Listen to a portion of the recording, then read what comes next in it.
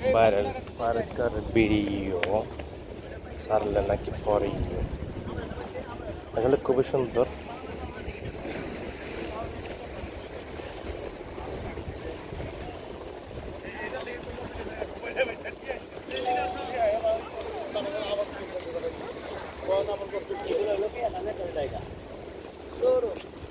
আমরা শেষ পর্যন্ত চলে আসছি। এদিকে আসো।